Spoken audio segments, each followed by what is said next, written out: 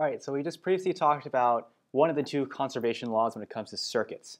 This was the Kirchoff current law, and the inherent idea was that the current that goes into one node must equal the current that comes out of that node. So effectively, at that node, the net current is zero, because everything that goes in must come out. Now, the other conservation law, which is the Kirchoff voltage law, is what we're going to be discussing next. And the idea behind this is that the net voltage drop across any sort of closed loop equals zero.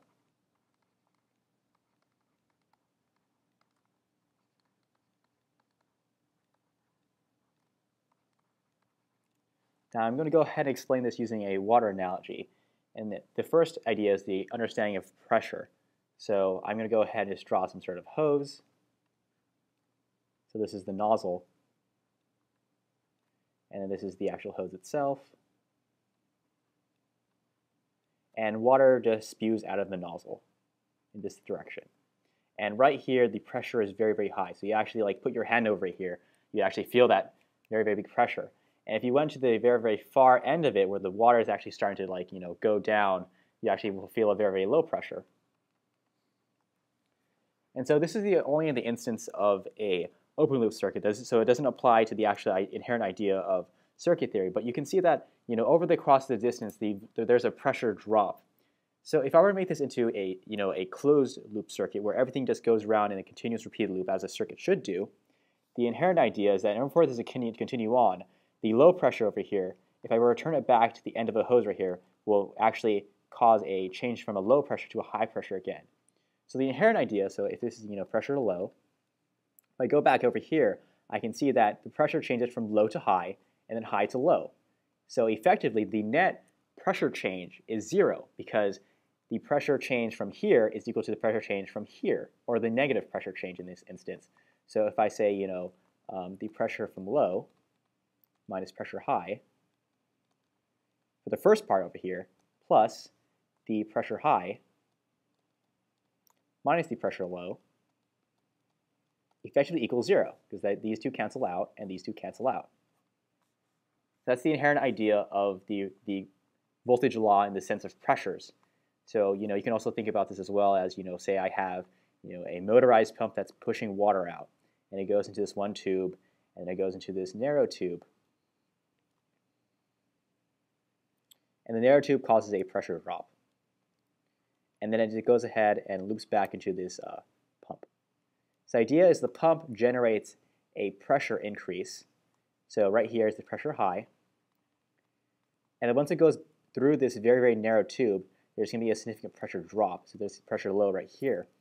So pressure low is also over here as well. Pressure high is here.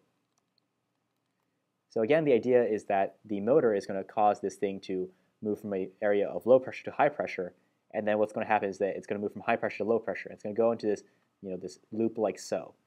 And the reason why you can't generate a greater voltage or greater pressure increase versus the pressure drop is the fact that if you were to go around in this consistent loop over and over again, and your pressure increase was far greater than your pressure drop, you'd effectively build up an infinite pressure at this one point in time, which isn't possible.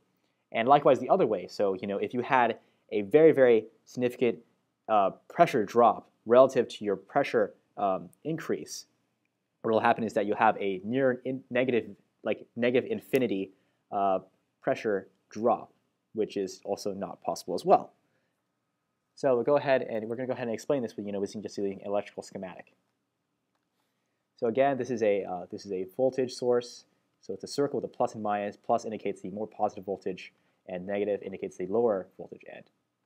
And this goes across some sort of component. It can be anything. We can use a resistor if we wanted to. And I'm going to just go ahead and just arbitrarily select a voltage. So this is going to be 10 volts right here, and it's going to be 0 volts. So this is the higher voltage, this is the lower voltage. And if I go around and just loop in this entire circle, what will happen is that the movement from here, 0 volts to 10 volts, is 0 volts minus 10 volts. So that's the pressure drop. So it's negative 10 volts as a sum because you're increasing the voltage. So it's not a pressure drop, it's a pressure gain, or in this case, a voltage gain, sorry. I might mix up pressure and voltage because they're pretty much interchangeable in this sort of instance of the idea of a circuit theory and the mathematics behind it.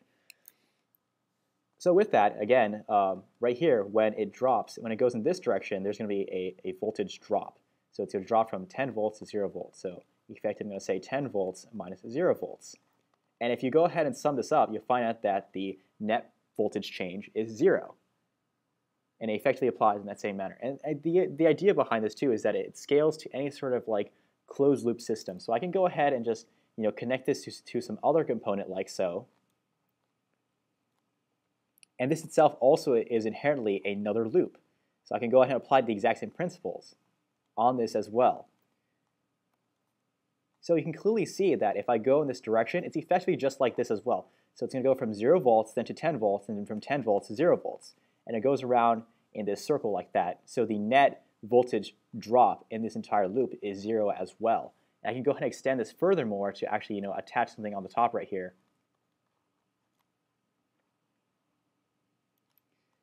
And you'll find out that's because both this is 10 volts right here, and this is 10 volts right here as well. There actually is no current moving over here in this direction. But I can go ahead and apply it like on a macro scale, apply it like this. So this is the entire closed loop system. So if I go ahead and ignore these small things and actually consider this entire loop as one closed loop system, I can apply the exact same principle and it'll work just the same. So that's the Kirchoff voltage law. Again, the net voltage drop across any closed loop circuit is 0, is the idea.